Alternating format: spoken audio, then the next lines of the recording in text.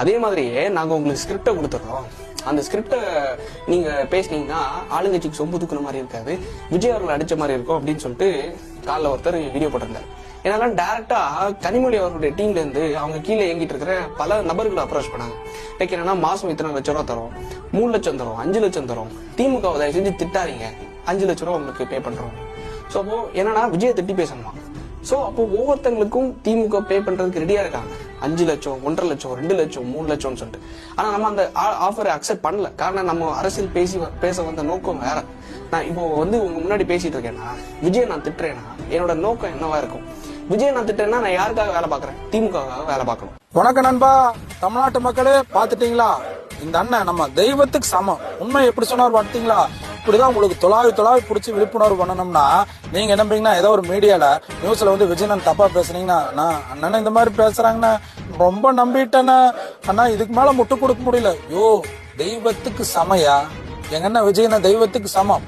அதாவது கனிமொழி அக்கா டீம்ல இருந்து கேட்டிருக்காங்களாம் இந்த அண்ணங்கிட்ட, 30 லட்சம் தர, 5 லட்சம் தர, 10 லட்சம் தர, திமுகவை தாக்கி பேசாதீங்க, தாவேக்கா போட்டு வச்சு செய்யுங்க அப்படின்னு சொல்றாங்க. யாரு வீட்டு காசியா? கனிமொழி அக்கா யாரு காசு இது? எத்தனை லட்சம் கோடி அடிச்சிருக்கீங்க. தமிழ்நாட்டு மக்களை கையெடுத்து கும்பிடுறேன். நம்ம தெய்வத்துக்கு சமம் எங்க அண்ணன் விஜய். என்கிட்டையும் இந்த மாதிரி பர்சனலா உங்ககிட்ட சொல்றேன், நான் முஸ்லீம் தொடனா உங்ககிட்ட சொல்றேன், இந்த மாதிரி தாவேக்கா நீங்க விமர்சனம் பண்ணுங்க, இத்தனை லட்சம் தரேன்னு சொன்னாங்க. அதுக்கு நான் நெஞ்சு அறுத்துட்டு செத்து போயிருவேன். எங்க அண்ணனுக்கு எதிராக பேசுறதுக்கு. எங்க அண்ணன் நான் 30 வருஷமா எப்படி இந்த கண்ணால பார்த்து வளர்ந்தவையா, அந்த ஆள் கண்ணுல கண்ணீர் வரப்ப என் மனசு எவ்வளவு வேதனை உடஞ்சு போகும் தெரியுமா? இப்படி இன்ஃபுளுசரை வச்சு காசை கொடுத்து அவதூறு வரப்பிட்டீங்களா? 90% மீடியா உங்க கண்ட்ரோல்ல வச்சிருக்கீங்களா? தமிழ்நாட்டுல எப்பப்பெல்லாம் திமுக மேல பிரச்சனை வருது அப்படியே டைவர்ட் பண்றது இந்த மீடியா வச்சு. அப்படியே விஜய் விஜய் விஜய் விஜயா நாட்டுல பிரச்சனை, ஓட்டு போட்டது உங்களுக்கு, அதிகாரம் கொடுத்தது உங்களுக்கு, நாட்டுல படிச்ச இளைஞர்களுக்கு வேலை இல்ல, சிறுமிகள் பலாத்காரம் நடக்குது, ஆணவ கொலை படுகொலை நடக்குது.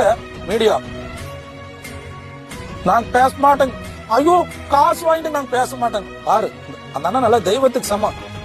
தாவேக ஆதரிக்கலாம் பரவாயில்ல, உண்மையாக கொண்டு வராங்களே, தமிழ்நாட்டு மக்களை கையெடுத்து கும்புற இந்த கேடுகட்ட திராவிட மாடல் ஆட்சியை நீங்க வீழ்த்தணும், இந்த திருட்டு கும்பலை நம்ம தோக்கடிக்கணும். புரிஞ்சுங்களா? இதை விட உண்மை யாரும் சொல்ல மாட்டாங்க. அவர் தாவேக்கே கிடையாது, ஒரு நடுநிலையான ஒரு அவருக்கே 5 லட்சம் தரேங்கிறாங்க. புரிஞ்சுங்களா?